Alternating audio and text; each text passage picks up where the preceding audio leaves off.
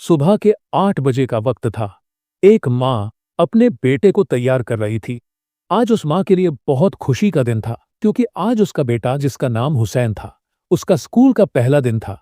हुसैन भी स्कूल जाने के लिए बहुत उत्साहित था।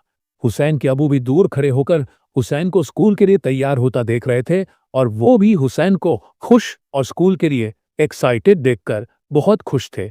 थोड़ी ही देर बाद हुसैन स्कूल जाने के लिए तैयार हो गया। स्कूल भेजने से पहले हुसैन को नसीहत की कि तुम स्कूल में जो दोस्त बनाओगे वही तुम्हारे असल दोस्त होंगे, इसलिए स्कूल में हमेशा अच्छे दोस्त बनाना और कोशिश करना कि उनका साथ कभी न छोड़ना। हुसैन ने माँ की यह बात बहुत गौर से सुनी और अपने अब्बू के साथ स्कूल की तरफ चल पड़ा। हुसैन अपने स्कूल पहुंचा और अपनी क्लास में जाकर बैठ गया। हुसैन काफी देर क्लास में अकेला बैठा रहा और वह अकेला बैठ बैठकर बोर हो चुका था। हुसैन की पूरी क्लास आपस में एक दूसरे से बातें कर रही थी। हुसैन भी चाहता था कि वो क्लास में कोई दोस्त बनाए, पर वो किसी से भी बात करने में बहुत शर्म महसूस कर रहा था। थोड़ी ही देर बाद 2 बच्चे क्लास में दाखिल हुए और उन्होंने हुसैन को अकेला क्लास में बैठा देखा तो वो हुसैन के साथ आके बैठ गए। उन दोनों बच्चों का भी आज स्कूल का पहला दिन था। हुसैन ने उन दोनों बच्चों से उनका नाम पूछा। उनमें से एक बच्चे का नाम अली था और दूसरे का नाम शान था। उन तीनों ने एक दूसरे से बातें करना शुरू कर दी। अब हुसैन को क्लास में मजा आना शुरू हो गया था। वह तीनों क्लास में रोज अलग अलग शरारतें करते। हुसैन का बहुत दिल करता था वह उन दोनों को अपना दोस्त बना ले, पर हुसैन बहुत छोटा था, इस वजह से उसे दोस्ती का मतलब नहीं पता था। एक दिन हुसैन स्कूल से घर आया और अपनी माँ से पूछने लगा कि क्लास में 2 लड़के मुझे बहुत अच्छे लगते हैं, क्या मैं उनको अपना दोस्त बना सकता हूँ? हुसैन की माँ ने हुसैन से कहा कि अगर तुम्हें लगता है कि तुम उनका और वो तुम्हारा जिंदगी भर हर मुश्किल में साथ दे सकते हैं, तो उन्हें अपना दोस्त बना लो, और दोस्त बन जाने के बाद एक दूसरे का साथ कभी न छोड़ना। हुसैन को अपनी माँ की बात कुछ ज्यादा समझ तो नहीं आई, पर हुसैन ने सोच लिया था कि वो कल स्कूल जाकर उन दोनों को अपना दोस्त बन जाने का कहेगा। हुसैन स्कूल चला गया और उन दोनों बच्चों को अपना दोस्त बन जाने के लिए कहा, तो वो दोनों हुसैन के दोस्त बन गए। दोस्त बन जाने के बाद हुसैन ने उन दोनों से कहा कि मैं तुम दोनों का साथ कभी नहीं छोड़ूंगा। जैसे जैसे स्कूल में उन तीनों का वक्त साथ गुजर रहा था, उनकी दोस्ती और मजबूत होती जा रही थी। वो हमेशा स्कूल में एक साथ रहते। पूरा स्कूल जानता था कि हुसैन और उसके दोस्तों के बीच कोई नहीं आ सकता। स्कूल खत्म होने के बाद हुसैन की क्लास के दूसरे दोस्त तो बिछड़ गए, पर अली और शान हमेशा हुसैन के साथ रहे। अली और शान जिस कॉलेज में गए, हुसैन भी उनके साथ उसी कॉलेज में गया। कॉलेज खत्म होने के बाद वो तीनों दोस्त दूसरे शहर में एक ही यूनिवर्सिटी पढ़ने चले गए, जहां वो 4 साल हॉस्टल के एक ही कमरे में साथ रहे। वक्त ने उन तीनों दोस्तों की दोस्ती को कई दफा आजमाया, पर हर दफा तीनों ने दोस्त होने का हक अदा कर दिया। इतने साल एक साथ रहने के बाद हुसैन अब अली और शान को दोस्त नहीं, अपना भाई मानता था। और अब वो वक्त भी करीब था जब हुसैन को अपनी माँ की हुई नसीहत पर पूरा उतरना था और उन दोनों का साथ कभी नहीं छोड़ना था। हुसैन और अली दोनों मिडिल क्लास फैमिली से ताल्लुक रखते थे, और शान का ताल्लुक एक अमीर खानदान से था और उसके वालिद गांव के बहुत बड़े जमींदार थे।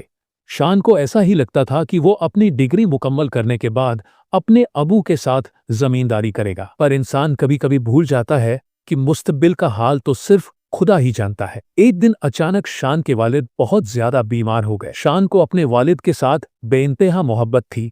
वो अपने वालिद को लेकर मुल्क के बड़े से बड़े अस्पतालों और डॉक्टरों के पास गया। जब बड़े अस्पतालों और डॉक्टरों से इलाज करवाने के बाद भी उनकी हालत बेहतर ना हुई, तो शान ने मुल्क के बाहर से डॉक्टरों की टीम बुलाई। इस इलाज में शान का बहुत पैसा खर्च हो रहा था। शान गांव की बहुत सी जमीन बेच चुका था, पर उसे जमीन और पैसे की कोई परवाह नहीं थी। वह बस यही चाहता था कि उसके वालिद बिल्कुल सेहतयाब हो जाए।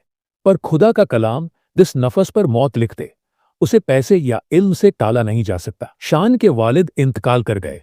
यह शान के लिए वह बहुत मुश्किल वक्त था, और इस मुश्किल वक्त में हुसैन और अली साए की तरह शान के करीब रहे। शान अपने अब्बू के इलाज में अपना शहर वाला घर, गाड़ियां और गांव की कुछ जमीन भी बेच चुका था, पर उसके ये सब बेचने के बाद भी गांव में बहुत जमीन बाकी थी जो उसके वालिद ने उसके नाम की हुई थी।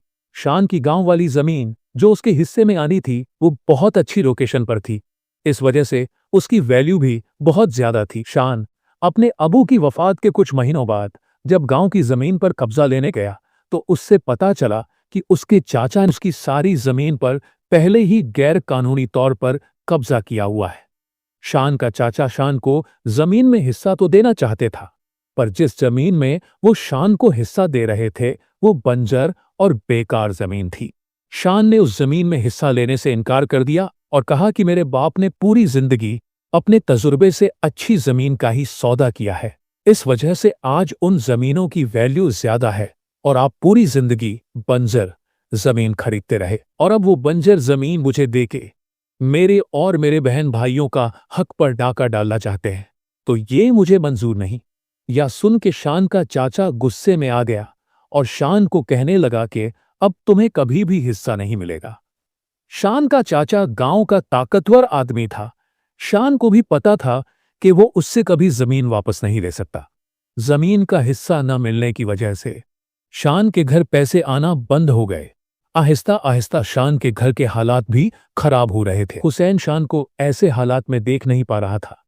उसने शान कई दफा कहा कि वो अपने चाचा पे केस करे, पर शान के पास नहीं इतने पैसे थे और नहीं उसे यह लगता था कि वो अपने चाचा से कभी केस जीत पाएगा। हुसैन ने चाचा से कई दफा बात करने की कोशिश की, पर उसका कोई फायदा नहीं हुआ। कुछ अरसा गुजरने के बाद शान को एक दिन उसके चाचा की कॉल आई और शान के चाचा ने शान से कहा कि उसने जो अपने भाई के बेटे के साथ जो किया उसका उसे बहुत दुख है और अब वह सुलह करना चाहता है। चाचा ने शान को गांव में दावत दी। शान हुसैन के पास गया और उससे जाकर सारी बात बताई। हुसैन ने शान से कहा कि अगर वह गांव जाना चाहता है तो वह और अली उसके साथ जाएंगे। शान हुसैन और अली को लेकर गांव चला गया। शान जैसे ही अपने चाचा की हवेली में पहुंचा, उसका बहुत अच्छा इस्तकबाल किया गया। चाचा ने शान के लिए बहुत अच्छे खाने पकवाए हुए थे। यह सब देखकर शान का दिल भी पिघल गया और अब बस वो यही चाहता था कि चाचा के साथ सुलह हो जाए। खाना खाने के बाद शान के चाचा शान से सुलह का एक कॉन्ट्रैक्ट साइन करवाना चाहते थे। जब सुलह का वो कॉन्ट्रैक्ट साइन होने के लिए लाया गया तो शान हवेली से बाहर अपने गांव के एक पुराने दोस्त से बात कर रहा था।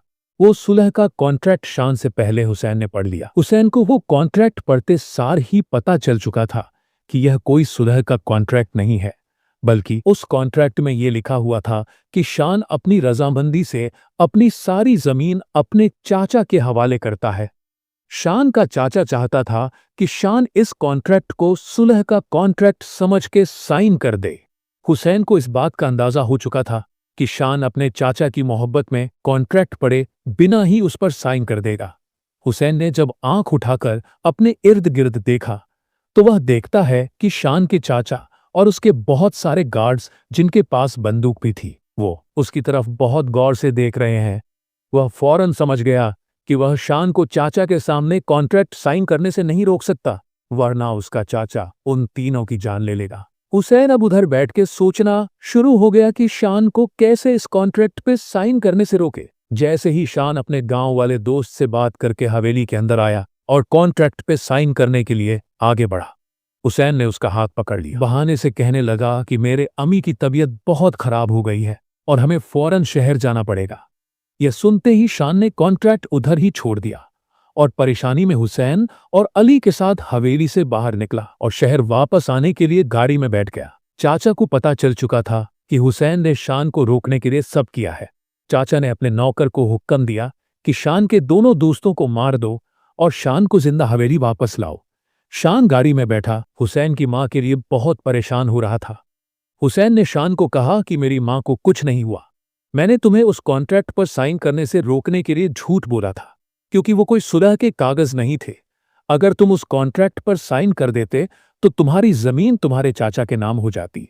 शान अभी अपने रिश्तों का रंग बदलता देखकर हैरान ही हो रहा था कि उनकी गाड़ी पर फायरिंग शुरू हो गई। वो फायरिंग शान के चाचा के गार्ड्स कर रहे थे। चाचा के गार्ड्स ने उन पर लगातार फायरिंग शुरू कर दी। हुसैन ने भी सोच लिया था कि पहले की तरह वो आज भी अपने दोस्तों को मुश्किल वक्त से निकाल के ले जाएगा।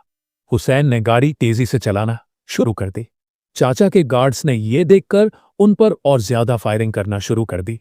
वो बहुत देर उनकी गाड़ी पर फायर करते रहे और आखिर एक फायर हुसैन की गाड़ी के टायर पर जा लगा। टायर पर फायर लगने की वजह से गाड़ी उलट गई। गार्ड्स को ये एक्सीडेंट देखकर लगा कि वो तीनों गाड़ी में ही मर गए होंगे। और वो उन्हें वहां छोड़ के हवेली वापस चले गए।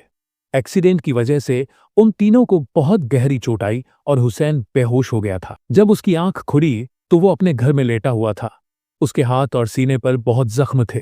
हुसैन पूरी तरह होश में आया तो उसने देखा कि उसके सामने अली खड़ा हुआ है। अली ने हुसैन को कहा कि शान को एक्सीडेंट में बहुत गहरी चोटें आई थी और वो अस्पताल दाखिल था, पर अभी कुछ देर पहले ही मुझे खबर मिली है कि वो इस दुनिया में नहीं रहा। ये सुनते ही हुसैन के आंख में आंसू आ गए। कुछ देर की खामोशी के बाद उसने अली से शान के जनाजे की जगह और टाइम का पूछा तो शान ने बताया कि वो जगह हमारे लिए बहुत खतरनाक है, क्योंकि शान के चाचा को पता चल चुका कि हम जिंदा हैं और वो हमें ढूंढने वहां जरूर आएगा। ये सुनते हुसैन ने फैसला कर लिया था, आज वो शान से अपना किया वादा निभा देगा और बदला लेकर ही रहेगा। उसने दराज से अपने बाप की पिस्टल निकाली और लोड कर ली। ये देखकर हुसैन की मां की आंख में आंसू आ गए। उनको पता चल चुका कि हुसैन आज शान का बदला लेने के लिए अपनी आखिरी हद तक चला जाएगा, और उन्होंने हुसैन को न रोका। हुसैन मां को आखिरी बार मिला और हुसैन और अली जनाजे की जगह पर चले गए और वहां जाकर छुप गए। वो दोनों उसके चाचा के इंतजार में थे। थोड़ी ही देर बाद उसके चाचा गाड़ी में गार्ड्स के साथ जनाजे पर आए और जैसे ही वो गाड़ी से बाहर आने, हुसैन ने चाचा पे अंधाधुंध फायरिंग शुरू कर दी। चाचा को बहुत से फायर लगे और वो मौके पे ही मर गया, पर चाचा के गार्ड्स ने भी हुसैन को बहुत फायर मार दिया। हुए थे कुछ ही देर हुसैन की मां को यह खबर मिल गई कि हुसैन आज दुनिया में नहीं रहा। हुसैन ने आज दोस्ती के लिए खून दे के एक अजीब रिवाज कायम कर दिया था।